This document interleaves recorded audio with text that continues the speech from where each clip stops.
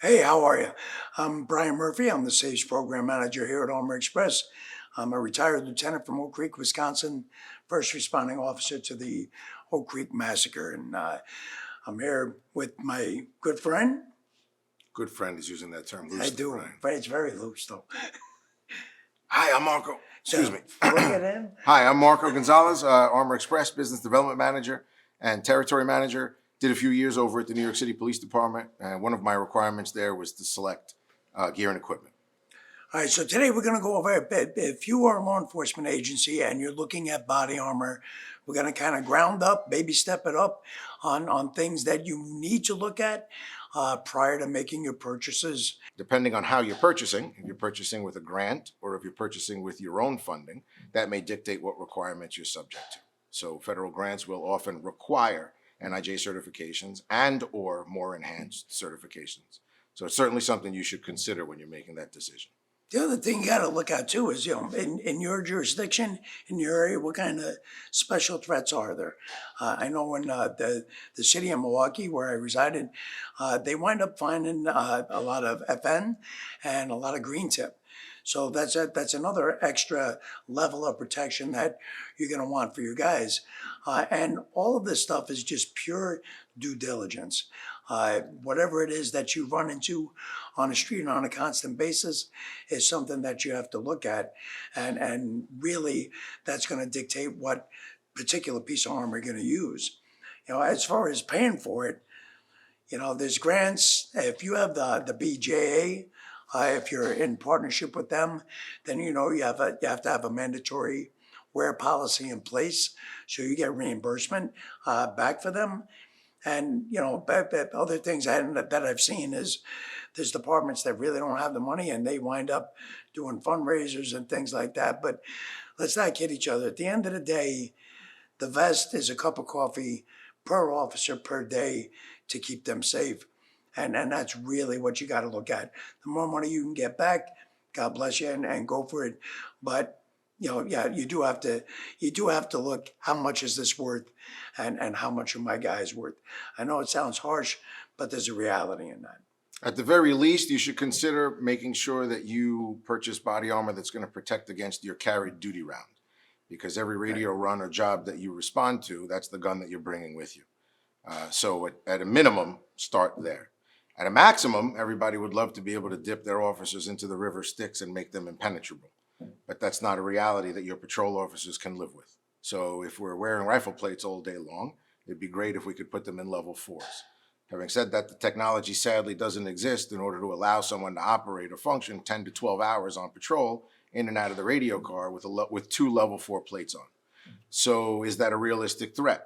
Is that a threat that you think your people are going to be encountering on a daily basis? In addition to that, you got to figure out, if I do have level 4 plates, am I going to require my guys to have them? And if not, wear them all the time. Where are you going to place them in the car? When it was our incident, active shooter killed 7 people at the temple, we all had level 4 body armor, and it was all in the trunk. Unfortunately, and to a certain degree, I was the only one who got shot, and I must have went fucking headfirst into the river Styx, because 15 times, and you and I can still talk. But the real thing is, if your guys don't see it, they don't operate with it, and they don't train with it, so they know where that equipment is, it's almost useless. So if you do go for a plate carrier in addition to your soft body armor, make sure it's something that they practice with. And as they're going on that run, as the call comes in, they're going on their run, they can pick it up and put it on.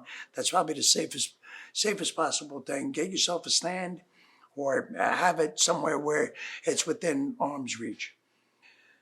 General rule of thumb is, if you don't have it with you on the worst day of your life, your event is probably going to end before you have an opportunity to grab it and get it. So make sure that what you need, you have with you before it goes badly. And please keep in mind that the lowest level of protection in body armor is still 100 times better than the vest that you don't wear. Exactly right. So if you're not wearing it, think about wearing it. It only works if you have it on. That's right. All right, so we're going to go over the 3 different kinds of carriers that there are available to you. One is the custom, which really you can use it as your dress. You can use it as just a plate carrier, but the custom one is made specifically to you. Somebody's going to come out, they're going to measure you up, or they're going to do the virtual measuring with our Gear Up system. The second one is Alpha. Alphanumeric sizing. So if you're the type of individual or you have the body type that allows you to walk into a store or order a jacket or a shirt off the internet, and the sleeve length tends to fit you, the length of the garment tends to fit you, the width of the body tends to fit you as it is off of the rack, then you'd probably be a good candidate for alphanumeric sizing. Like Brian said, the other option is custom sizing, which comes down to an inch. We can add inches into the width, we can add inches into the length. If you're the type of person that often finds yourself between sizings, between a medium and a large, you're a medium in terms of height, but you're a large in terms of your width, you'd be a good candidate for custom sizing. And the last sizing that we have available is for departments or agencies that are going to want to take a vest and share it amongst individuals or share it amongst shifts. If you're buying a bullet-resistant garment, a vest or a plate carrier that's going to be sitting inside of a fire truck that's going to be used from shift to shift or from worker to worker, if you're a corrections agency that's going to have a vest in an armory and you're not necessarily certain who it's going to be issued out to, you'd probably be a good candidate for a shareable vest. A shareable vest is going to be something that's got more adjustment built into the carrier, integral, so that you can run it standard as a standard carrier with the flaps in the cummerbund, closed all the way in, or it's got considerations for adjustability outward, designed into the carrier that can get you 8 to 10 inches of expansion, depending on who's going to be wearing it. Or a plate carrier that's got simple straps. Your plates generally tend to stay the same size, and you just adjust your straps all the way out or all the way in.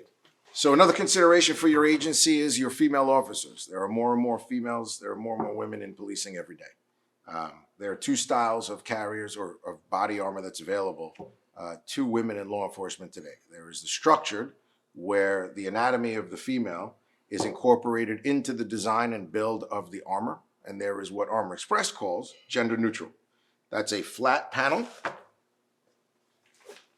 like this one, that fits both men and women. Some women prefer structured body armor, which accommodates cups sewn into the front panel for them.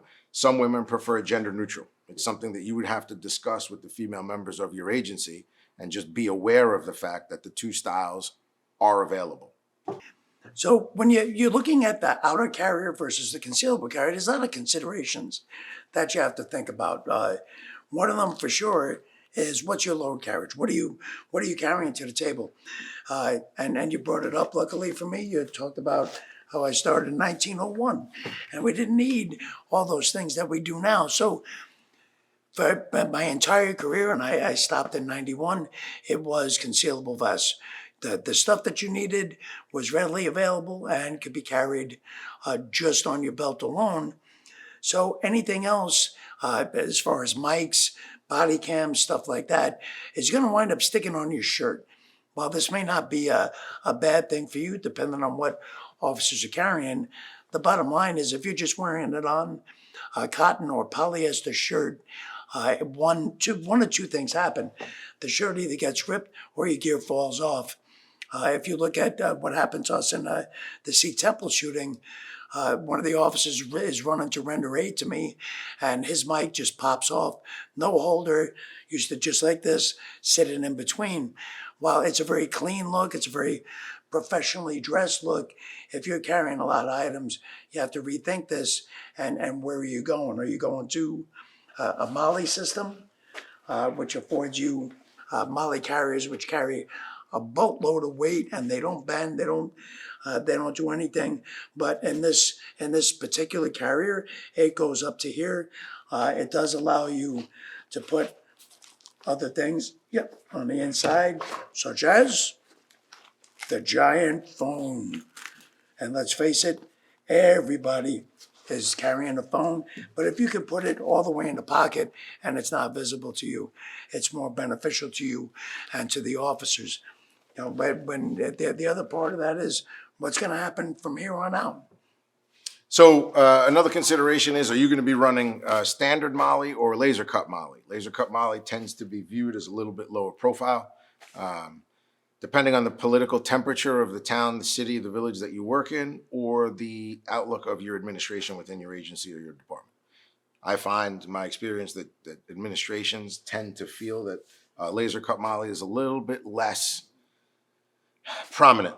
It's a little bit less obvious. It lays flat when not in use, and it tends to appear a little bit more uniform if your agency or your community is having a difficult time transitioning from concealable carriers to external or outer or overt carriers. From tasers to tourniquets to medical, the loadout of a standard patrol officer has increased tremendously from when Brian and I started policing. And we're running out of real estate on our belts, and we're trying to distribute the weight a little bit better. So the advent of external carriers. If you're in an agency where you can get away with whatever external carrier it is you want, then you're free to make whatever choice it is that you want. But if you're limited by politics or by aesthetics, then that's just a consideration for you, laser cut versus standard webbing, Molly. Along with that is you have to consider what does your uniform appearance allow for, or what are the mandates of your agency regarding uniform appearance. So the Traverse, this particular external carrier, comes in a dress version, which is dress with Molly, or dress, so you have your dress shirt pockets with no Molly, or it comes in a carrier that's full Molly, so you can strap all of the stuff to yourself. Just please keep in mind, supervisors, administrators out there that are making this selection for your troops, once we begin to attach all of our life-saving and essential equipment to the center line of our body on an external or outer carrier, when the time comes that they'll need to armor up, if you're issuing external plate carriers, all of that stuff is going to be inaccessible to them once we start to layer plates on the outside of our outer or external overt carriers. So, if you can afford, consider that there are higher functioning outer or external overt carriers. So this is an example of our hardcore, which allows you the opportunity to put the plates on in through a plate pocket that's top loading. The Traverse also affords up armoring. However, you'd have to open the vest, slide it in through the side. Both are great. If you only have one, then they're both going to work for you very well. But if you can get away with a higher functioning plate carrier, the hardcore we find favorable. It also affords the opportunity to armor up, if that's a consideration for you. Tactical teams and patrol alike can run the same vest in different configurations. Think about this. What are your threats? Time is always going to be of the essence. If you have to stop and go get your shareable, so you can put it on top, and then you realize, you know what, I have my taser underneath, I have to start moving stuff. That time is always of the essence. So think about that when you're making these decisions. In reality, what it always comes down to is not always the most is the most efficient. If you're wearing accessory upon accessory, while they're all needed, part of it is you have to train muscle memory that if I put this shareable vest over me, how do I reach it? You may do it on a daily where I can cross draw a taser, but can you do it when the shareable plate carrier is over the top of that? As far as your load set and your load carrier and the amount of accessories that you're doing, the more weight you have on the front of the vest also means the more weight you're putting on your back. And that's always been the argument on whether you wear a concealable or you wear one of the outer carriers so you can move stuff.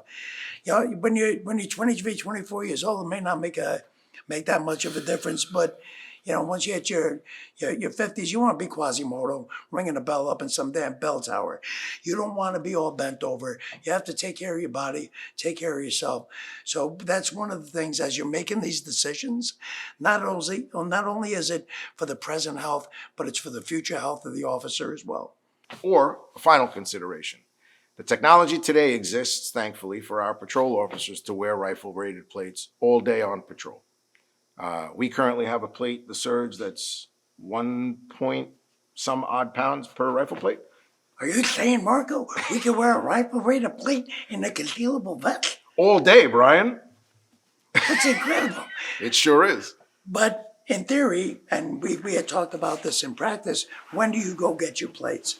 If you're on patrol and you're wearing the Traverse and you need the plates, That means you have to stop, unzip, put them in. Like you say, we have plates available right now that would fit in there less than 2 pounds each that are rifle rated plates. So you wear them 24/7. And the other part about that is the more you wear it, the more you get used to it. And now it's not extra dead weight. It's 4 pounds of rifle protection Correct. that you don't have to go looking for when the rounds are coming down range.